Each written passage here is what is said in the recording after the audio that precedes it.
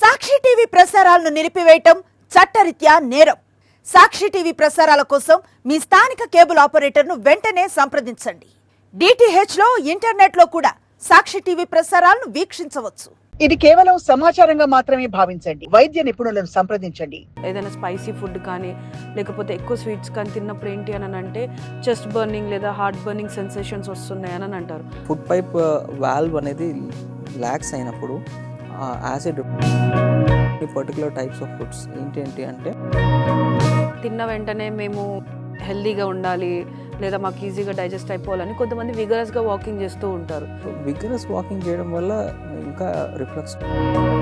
ఈ గ్యాస్ట్రిక్ సమస్యలు అనేవి అంటే లైక్ ఏమైనా డిఫరెంట్ టైప్స్ ఉంటాయా? అంటే గ్యాస్ట్రిక్లో మనకి ముఖ్యంగా 2-3 ఒకటి ఉబ్బరం అంటే బ్లోటింగ్ అని, 2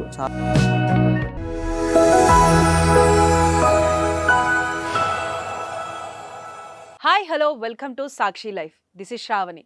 ఎలాంటి ఆహారం తినడం వల్ల గ్యాస్ట్రిక్ సమస్యలు అనేవి వస్తూ ఉంటాయి, వాటిని మనం ఎలా నివారించుకోవచ్చు, ఇవన్నీ విషయాల గురించి కూడా చెప్పడానికి ప్రస్తుతం మనతో పాటు doctor Jatin, consultant gastro enterologist మనతో పాటు ఉన్నారు ఫ్రమ్ అపోలో హాస్పిటల్. సో వారిని అడిగి మరిన్ని విషయాలు తెలుసుకుందాం. నమస్తే సార్. నమస్తే.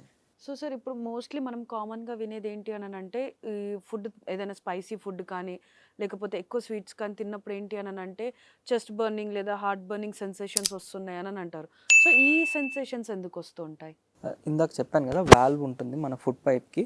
సో ఆ ఫుడ్ పైప్ వాల్వ్ అనేది ల్యాక్స్ అయినప్పుడు యాసిడ్ రిఫ్లక్స్ అవుతుంది. అది రిఫ్లక్స్ ఎప్పుడు అవుతుందంటే కొన్ని పర్టికులర్ టైప్స్ ఆఫ్ ఫుడ్స్ ఏంటి అంటే బాగా స్వీట్స్, కెఫీన్, టీ కానీ కాఫీ హెవీ కంటెంట్ తీసుకున్న, డెజర్ట్స్, క్యాలరీ రిచ్ డైట్ తీసుకున్నప్పుడు ఆ మజిల్ అనేది రిలాక్స్ అవుతుంది. At the same time acid అనేది ఎక్కువ ప్రొడ్యూస్ అయినప్పుడు ఇది రిఫ్లక్స్ అయ్యి మనకి ఛాతిలో మంట అవుతుంది. సో ఈ రిఫ్లక్స్ని మీరు ప్రివెంట్ చేయాలనుకుంటే మీరు వాటర్ ఎక్కువ తాగడము, పడుకున్నప్పుడు 3 hours గ్యాప్ మెయింటైన్ చేయడం. అంటే తిన్న వెంటనే పడుకున్నారనుకోండి, మనకి గ్రావిటీ ఉండదు. సో కడుపులోని యాసిడ్ అనేది పైకి వచ్చి రిఫ్లక్స్ అవుతుంది. సో ఏం సజెస్ట్ చేస్తామంటే హెడ్ ఎండ్ అనేది ఎక్స్ట్రా పిల్లో యూజ్ చేసి కానీ, లేకపోతే ఒక వెడ్జ్ పిల్లో ఉంటుంది ఇట్లా ట్రయాంగిల్ షేప్లో. సో ఆ వెడ్జ్ పిల్లో యూజ్ చేయడం కానీ, ఎక్స్ట్రా పిల్లో యూజ్ చేస్తే హెడ్ ఎండ్ పైకి ఉండడం వల్ల రిఫ్లక్స్ తగ్గుతుంది. కొంతమందికి సర్వైకల్ స్పాండిలోసిస్ వల్ల కానీ వేరే రీజన్స్ వల్ల అలా హైట్లో పడుకోలేకపోతున్నారంటే మీరు లెఫ్ట్ సైడ్లో పడుకోండి. లెఫ్ట్ సైడ్లో పడుకుంటే ఏంటంటే మన స్టమక్లోని యాసిడ్ అనేది వెనక్కి రావడానికి కొంచెం తగ్గుతుంది ఛాన్స్. సో ఇలా కాకుండా తిన్న వెంటనే ఒక 5 minutes వాక్ చేయడం కానీ, అలా కడుపులోని కంటెంట్ స్మాల్ ఇంటెస్టైన్లోకి వెళ్ళిపోవడము. సో ఇలాంటి ప్రికాషన్స్ తీసుకోవడం వల్ల మనకి యాసిడ్ రిఫ్లక్స్ అనేది తగ్గుతూ ఉంటుంది. అండ్ ఏ పర్టికులర్ ఫుడ్స్తో అయితే వస్తుందో, ముఖ్యంగా నేను చెప్పినట్టు deep fried, oily, desserts, fatty ఫుడ్ని తగ్గించుకుంటే బెటర్. అండ్ పుల్లని పదార్థాలు కూడా, సిట్రస్ ఫ్రూట్స్, తర్వాత పైనాపిల్ కానీ, ఆమ్లా, ఇలాంటివన్నీ పుల్లని పదార్థాలు తగ్గించుకుంటే బెటర్. సార్, ఇప్పుడు మీరు అన్నట్టు తిన్న తర్వాత కొంచెం ఫిజికల్ యాక్టివిటీ చేస్తే బాగుంటుంది అని అన్నారు. సో కొంతమంది ఏంటి అని అంటే తిన్న వెంటనే మేము హెల్దీగా ఉండాలి లేదా మాకు ఈజీగా డైజెస్ట్ అయిపోవాలని కొంతమంది విగరస్గా వాకింగ్ చేస్తూ ఉంటారు. సో అది ఎంతవరకు కరెక్ట్? సో విగరస్ వాకింగ్ చేయడం వల్ల ఇంకా రిఫ్లక్స్ పెరిగే అవకాశం ఉంటుంది. Brisk walking for 5 to 10 minutes is a good thing to do. So sir, ఇప్పుడు ఈ గ్యాస్ట్రిక్ సమస్యలు అనేవి అంటే లైక్ ఏమైనా డిఫరెంట్ టైప్స్ ఉంటాయా, లేకపోతే పర్టికులర్గా ఈ సిమ్టమ్స్ కనిపిస్తే మనకి ఇది గ్యాస్ట్రిక్ ప్రాబ్లమే అని అనుకోవచ్చా? అంటే గ్యాస్ట్రిక్లో మనకి ముఖ్యంగా 2-3 డివైడ్ చేస్తామండి.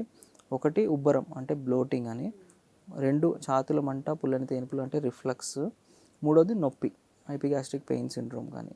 ఈ 3 కేటగిరీస్లో డివైడ్ చేస్తాం. ఈ 3 కేటగిరీస్కి different causes and treatment and evaluation ఉంటుంది.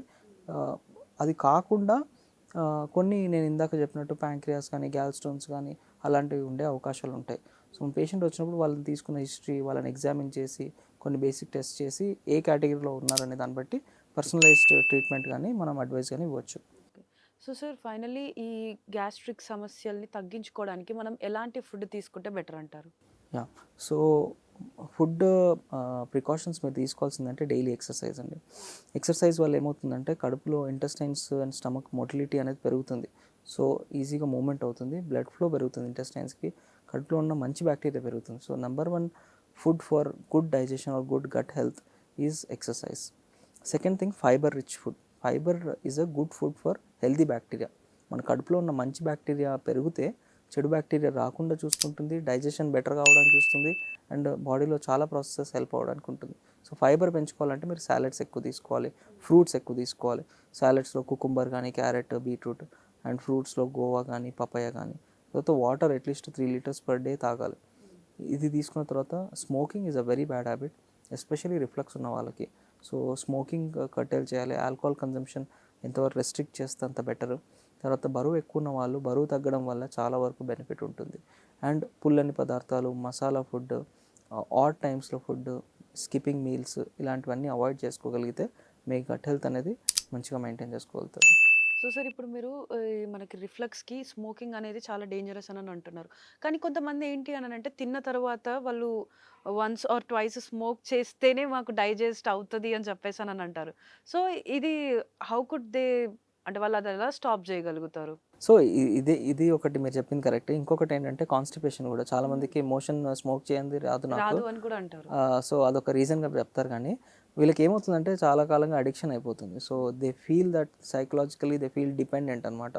సో వీళ్ళకి డీ అడిక్షన్ చేయడానికి మనం నికోటిన్ రీప్లేస్మెంట్, దాని యొక్క ill effect smoking, not just acid reflux, మన క్యాన్సర్స్కి కానీ అన్నిటికీ కానీ చాలా ఎఫెక్ట్ ఉంటుంది. కాబట్టి వీళ్ళని డీ అడిక్ట్ చేయడానికి రీప్లేస్మెంట్ థెరపీ, ప్యాచెస్ కానీ చూయింగ్ గమ్స్ ఇవ్వడము, వాళ్ళని కౌన్సిల్ చేయడము. సో దానివల్ల వాళ్ళని డీ అడిక్ట్ చేయడం జరుగుతుందండి. వాళ్ళకున్న ప్రాబ్లమ్స్ మనం మెడికేషన్స్తో సపోర్ట్ చేయొచ్చు. ఆ టెంపరీ పీరియడ్లో వాళ్ళకు ఒకవేళ కాన్స్టిపేషన్ ఉంటే కొంచెం మెడికేషన్ ఇస్తాం, యాసిడ్ రిఫ్లక్స్ ఉంటే కొంచెం మెడికేషన్ ఇస్తాం, యాంటాసిడ్స్ కానీ. So that is not solution for these things. So sir ఇప్పుడు కొంతమంది ఇండైజెషన్ ప్రాబ్లమ్స్తో బాధపడుతూ ఉంటారు. అంటే ఇప్పుడు మనకి ఏజ్తో సంబంధం లేదు. ఒకప్పుడు ఏంటంటే పెద్దవాళ్ళు వాళ్ళల్లో చూసేవాళ్ళం, అరే నాకు సరిగ్గా అరగట్లేదు, నా ఏజ్ అయిపోయింది, ఇప్పుడు నేను ఇవన్నీ తినలేను అని అంటుండేవాళ్ళు. బట్ ఇప్పుడు ఏజ్తో సంబంధం లేకుండా ఎవరైనా కూడా కొన్ని ఫుడ్స్ని చూస్తే ఇది తింటే నాకు డైజెస్ట్ అవ్వదు అని అంటున్నారు. సో ఈ ఇండైజెషన్ ప్రాబ్లమ్స్ అనేవి ఎందుకు వస్తున్నాయి ఎక్కువగా? సో మనకి లైఫ్ స్టైల్ అనేది చాలా చేంజ్ అయిపోయిందండి. పూర్వకాలంతో పోలిస్తే మనకి వెస్టర్నైజేషన్ అయిపోయింది. The type of food that Veer eating, మనం బయట ఎక్కువ తింటున్నాము, రీహీటెడ్ ఆయిల్స్లో ఫుడ్ తింటున్నాము, అండ్ ట్రావెల్ ఎక్కువ చేయడము, స్ట్రెస్ఫుల్ లైఫ్ వల్ల కూడా గట్ హెల్త్ అనేది చెడిపోవడము, అండ్ చైల్డ్హుడ్ ఒబేసిటీ కానీ, చైల్డ్హుడ్ నుంచి జంక్ ఫుడ్ అవైలబిలిటీ ఎక్కువ అయిపోయింది. మెట్రోస్లో ఎక్కువ పిల్లలు ఉండడము. సో అలా చిన్నప్పటి నుంచే మన గట్ బ్యాక్టీరియా అనేది చెడిపోవడం జరుగుతూ వస్తుంది. ఎస్పెషల్లీ లాస్ట్ 3-4 డెకేడ్స్ నుంచి మన ఇండియాలో కూడా ఎస్పెషల్లీ సిటీస్లో ఉన్న వాళ్ళకి చాలా వరకు ఇది గట్ హెల్త్ దెబ్బతింటుంది. First 20 years are most important years అనమాట. మన చైల్డ్హుడ్ కానీ, టీనేజ్ కానీ, మనం అప్పుడు తీసుకునే ఫుడ్ ఎలాంటి క్వాలిటీ ఆఫ్ ఫుడ్ ఉందనే దాన్ని బట్టి రెస్ట్ ఆఫ్ ద లైఫ్ మీ గట్ బ్యాక్టీరియా ఎలా ఉంటుందనేది డిసైడ్ అవుతుంది. So one of the main reason is westernisation, heavy food consumption, మన stressful lifes, and outside eating, skipping meals, ఇలాంటి లైఫ్ స్టైల్ వల్ల మనం చాలా ఎక్కువ గట్ సెన్సిటివ్ అయిపోయింది, అండ్ గట్ హెల్త్ అనేది చాలా తగ్గిపోయింది. ఓవరాల్ ఈ గ్యాస్ట్రిక్ ప్రాబ్లమ్స్ అనేవి ఆల్మోస్ట్ 25-30% మన అందరిలో ఉన్నాయి ఇప్పుడు, which is very high. So కొంతమంది ఇప్పుడు మనం అంటే లైక్ ఇప్పుడు అందరం సోషల్ మీడియా అడిక్ట్ అయిపోయాం. మనకి సోషల్ మీడియాలో ఏంటి అని అంటే మన గట్ హెల్త్ని హెల్తీగా ఉంచుకోవడం కోసం డీటాక్స్ వాటర్ అంటూ కొంతమంది లైమ్ మింట్ వాటర్ అని, కొంతమంది క్యారెట్ బీట్రూట్ ఇన్ఫ్యూజ్డ్ వాటర్ అని, ఇలా ఇన్ఫ్యూజ్డ్ వాటర్స్ గురించి చెప్తున్నారు. సో ఇవి నిజంగానే మన గట్ హెల్త్కి హెల్దీ అంటారా?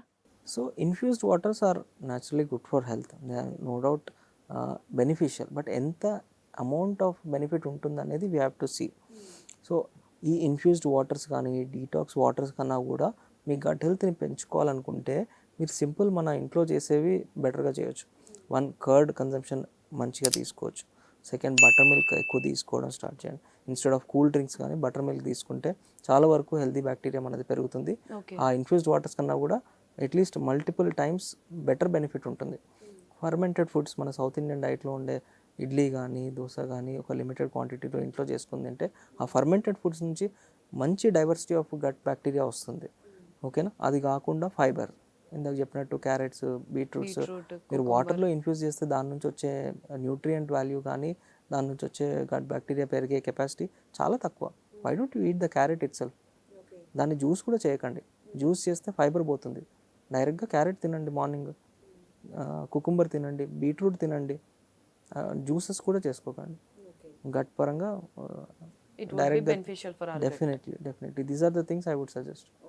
ఇంకా మీరు సోషల్ మీడియాలో చాలా వరకు commercial preparations, probiotic formulations, medicines, ఈ మధ్య ఫ్యాషన్ అయిపోయింది, మెడికల్ షాప్కి వెళ్ళి హెల్తీ ప్రోబయోటిక్ సప్లిమెంట్స్ తీసుకొని ఎవరు వాళ్ళు తీసుకుంటానే ఉంటారు, వితౌట్ మల్టీవిటమిన్స్ ప్రిస్క్రిప్షన్ లాగా. Without consultation of doctor.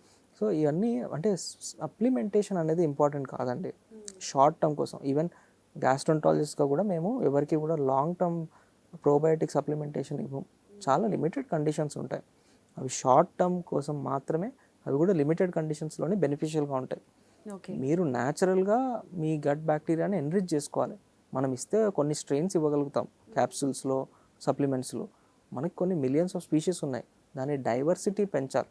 న్యాచురల్గా నేను చెప్పినట్టు fermented foods, curd, beat, butter milk మనకి ఇంట్లో దొరికే అండ్ వాటిని ఫైబర్, improve ఇవి ఈ హెల్త్ చాయిసెస్ని మీరు కరెక్ట్గా చేసుకొని డైట్ని చేంజ్ చేసుకుంటే best treatment. So sir, one final thing.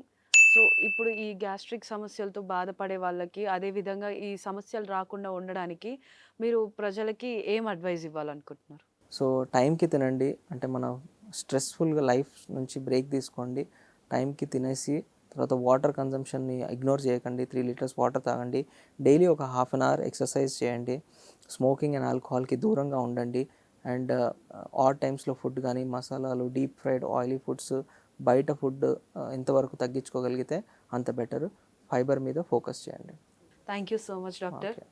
So చూస్తున్నాం కదా, అంటే మన బాడీలో ఫామ్ అయ్యేటువంటి ఈ గ్యాస్ట్రిక్ సమస్యలకి కారణాలు ఏంటి, అదే విధంగా వాటిని ఎలా ట్రీట్ చేసుకోవచ్చు అనే విషయాలన్నింటినీ కూడా తెలుసుకున్నాం. అదే విధంగా మన లైఫ్ స్టైల్ చేంజెస్, ఫుడ్ మనం ఏ విధమైనటువంటి ఫుడ్ తీసుకుంటున్నాం, ఎక్కువగా మసాలా ఉండే ఫుడ్స్ కానీ లేకపోతే ఈ సోడాస్ కానీ వాటన్నిటిని కూడా ప్రివెంట్ చేసి మన ఇంట్లో దొరికేటువంటి మనకి బ్రేక్ఫాస్ట్లలో యూజ్ చేసేటువంటి ఇడ్లీ కానీ లేకపోతే దోశ కానీ లేకపోతే బటర్ మిల్క్ కానీ ఇవన్నీ కూడా ఇంక్లూడ్ చేసుకుంటే మన గట్ హెల్త్, అదే విధంగా మనకి గ్యాస్ట్రిక్ సమస్యలు అనేవి కూడా రాకుండా ఉంటాయి, మనం కూడా ఆరోగ్యంగా ఉంటామని చెప్పేసి డాక్టర్ గారు చెప్తున్నారు.